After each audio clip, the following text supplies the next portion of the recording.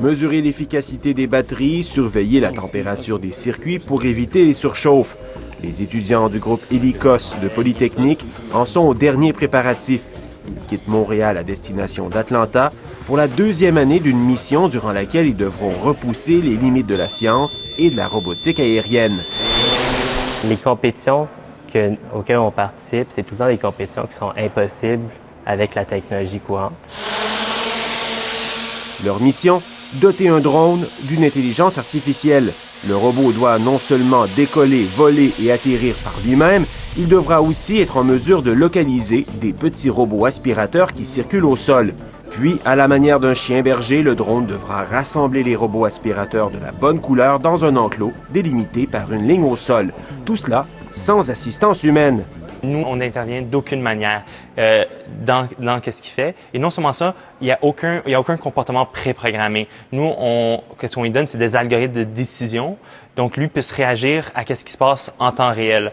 Comme si ce n'était pas suffisant, les organisateurs de la compétition ajoutent une longue liste de contraintes comme l'interdiction de munir le drone d'un GPS. On n'a pas le droit de s'orienter par rapport au mur ni par rapport au plafond.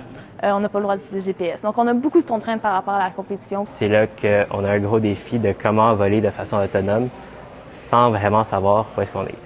Pour se repérer, le logiciel doit permettre au drone d'identifier des points de repère au sol. Si, disons, quelqu'un qui survole Montréal verrait le stade olympique, mais s'il sait que le stade est toujours à sa droite, mais dépendant de la distance de lui puis d'un autre point, du pont Jacques-Cartier, il va pouvoir savoir où lui est. Donc, nous, on fait le même processus, mais avec vraiment des points, disons, qui seraient plus simplement la délimitation entre le tapis et le sol ou le plancher. Ça pourrait être un bon point pour le robot. On a mis une caméra vers le sol qui évalue le déplacement du sol.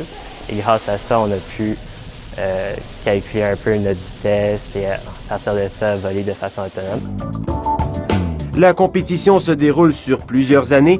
L'an dernier, le drone d'Hélicos a démontré qu'il pouvait voler de façon autonome. Ça nous a permis de nous classer parmi les meilleures équipes en Amérique du Nord. Ça a l'air un peu banal comme ça, mais il y a tellement d'aspects à prendre en compte. L'équipe travaille maintenant pour que le drone puisse localiser les robots aspirateurs. L'entraînement se fait d'abord sur des cibles immobiles. Le drone doit apprendre à en reconnaître la forme et la couleur. On y va encore avec les caméras. Les robots ont des caractéristiques de couleur sur lesquelles on va se baser. Donc, on va aller chercher la couleur finalement de notre robot. Et une fois qu'on l'a localisé dans notre image, bien là, on va aller au travers d'un processus décisionnel finalement de dire quel robot est, disons, le prioritaire avec lequel il faut interagir. Pour une deuxième année de suite, le robot volant d'Hélicos a impressionné les juges. Les étudiants de Polytechnique rentrent à nouveau d'Atlanta avec le titre de meilleure équipe en Amérique du Nord. Ici Vincent Maisonneuve, Radio-Canada, Montréal.